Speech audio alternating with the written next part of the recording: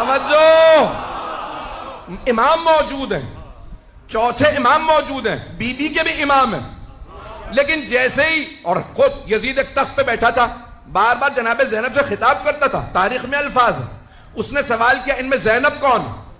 کیونکہ سن رکھا تھا، پورے رسے خطبے دیے ہیں یزید کے خلاف اور مولا کے دفاع میں. اس نے سوال کیا زینب کون ہے؟ کسی نے اشارہ کیا یہ ہیں. اس نے بی بی سے کلام کیا، بی بی نے کہا اس لائق نہیں سمجھتی تیرے سلام کا جواب دوں. اس نے پھر خطاب کیا آپ زینب ہے، بی بی نے کہا جواب نہیں دیتی. بچے ڈرنے لگے، بی بی نے کہا ڈرنے کی ضرورت نہیں ہے، کچھ نہیں بگاڑ سکتا.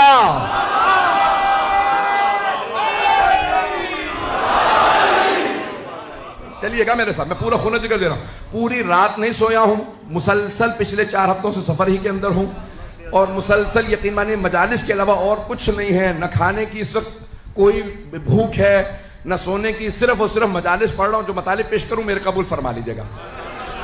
اب ایک مرتبہ جب وہ بار بار خطاب کر رہا تھا نا، بی بی جواب نہیں دیتی تھی. جناب زینب نے، اس نے پہلے کلام کیا، جواب نہیں دیا، بار بار کلام کیا، پھر سلام کیا، بی بی نے جواب نہیں دیا. تو تمام مسلمانوں سے سوال کرو کہ نبی کی نواسی کیا مسئلہ نہیں جانتی تھی کہ سلام کا جواب واجب ہے؟ نہیں ہے مجمع بھائی، تمام مسلمانوں سے سوال ہے، کیا نبی کی نواسی مسئلہ نہیں جانتی تھی کہ سلام کرنا مستحب، جواب دینا واجب ہے؟ اگر کہتے ہو کہ نہیں وہ مسئلہ جانتی تھی تو پھر مانو نا اسے مسلمان نہیں مانتی تھی.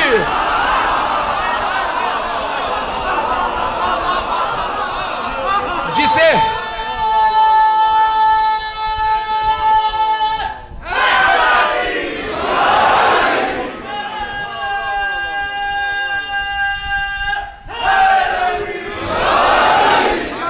توجہ فرمائی جانے کے رہا.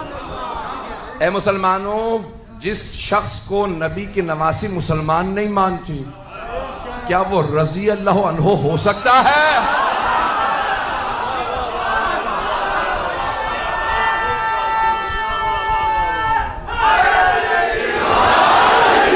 بات پہنچ.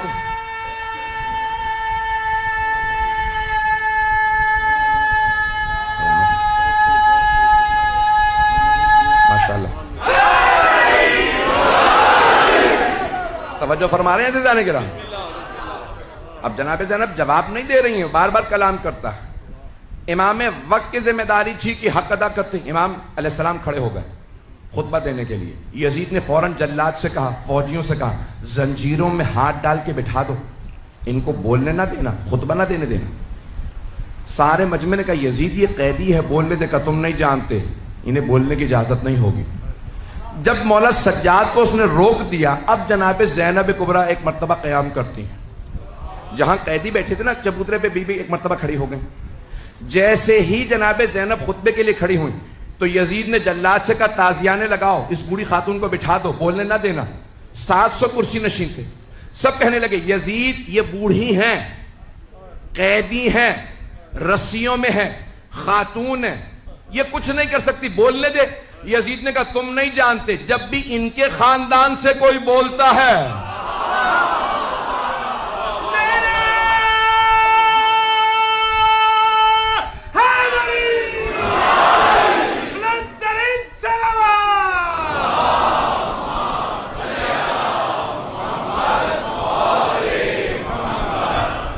جب بھی ان کے خاندان سے کوئی بولتا ہے وہ ہمارے خاندان کو نابود کر دیتا ہے.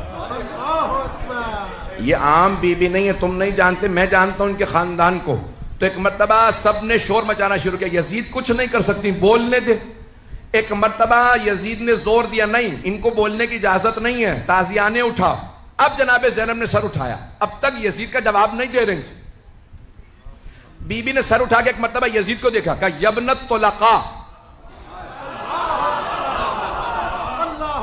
طلقاء جمع ہے طلیق کی. طلیق کہتے ہیں جب دو افراد میں جنگ ہو، ایک دوسرے کو گرا کے زیر کر دے اور سینے پہ پاؤں رکھ کے کہ جا.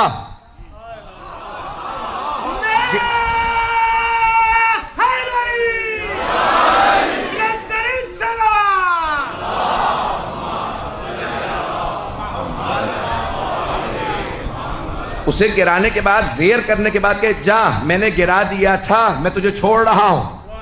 عزیزان گرامی اسے کہتے ہیں طلیق. اب بی بی نے فرمایا یبنت طلقاء ایک نہیں, توجہ سارے مجمع کی. بی بی نے کہا یبنت طلقاء, بھول گیا اپنے اجداد کو؟ تیرے اجداد کو میرے بابا نے زیر کر کے آزاد کیا تھا.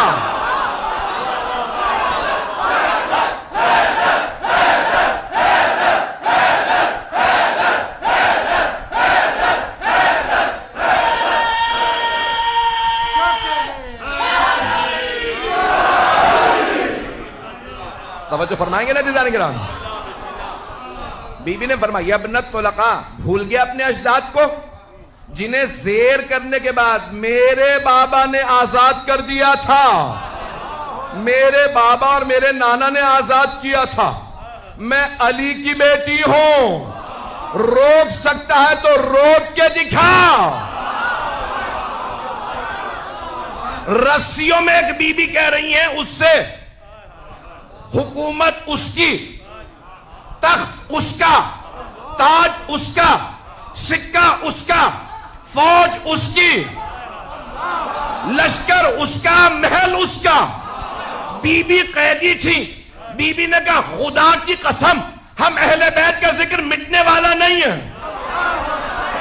واللہ لا تمحو ذکرنا, خدا کی قسم ہم اہل بیت کا ذکر مٹنے والا نہیں ہے. لوگ رونے لگے, ارے یہ رسول کی نواسی ہوتے ہوئے قسم کھا رہی ہیں, مٹ تو گئے, یہ بھائی مارے گئے, بیٹے مارے گئے, خود کہہ دی.